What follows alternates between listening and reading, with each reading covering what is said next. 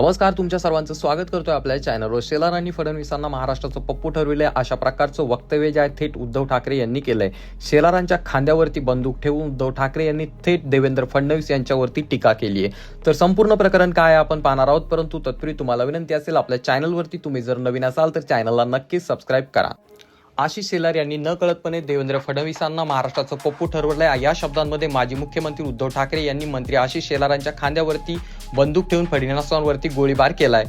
मतदार यादीच्या मुद्द्यावरून शेलार यांनी ठाकरेंवरती टीकेची तोफ डागली। त्यानंतर ठाकरेंनी आपल्या खास शैलीत शेलारसह फडणवीसांवरती निशाणा साधलाय। पुढे बोलताना उद्धव ठाकरे म्हणाले, आशिष शेलार यांचं जाहीर अभिनंदन, कारण त्यांनी नकळत देवेंद्र फडणवीस यांना महाराष्ट्राचं पप्पू ठरविलंय। फडणवीस मतदार यादीचा घोळ मानतच नव्हते, पण हे बोलण्याचं धाडस आशिष शेलार यांनी दाखवलंय।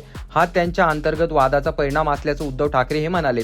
तसेच बिहारला जाऊन घसा कोरडा करून आल्यानंतर आशिष शेलार यांनी पत्रकार परिषद घेतली, याचा अर्थ त्यांनी काही अमृत पाजलं की काय? मतदार याद्यांमध्ये घोळ असल्याचं आता आशिष शेलारांनी सिद्ध केलंय, असं ठाकरे म्हणाले। हिंदू मुस्लिम मतदार हा त्यांचा केविलवाणे प्रयत्न आहे। आम्ही संपूर्ण मतदार याद्यांमध्ये सुधारणा मागत आहोत। त्यामध्ये हिंदू मुस्लिम जैन ख्रिश्चन सगळेच आले।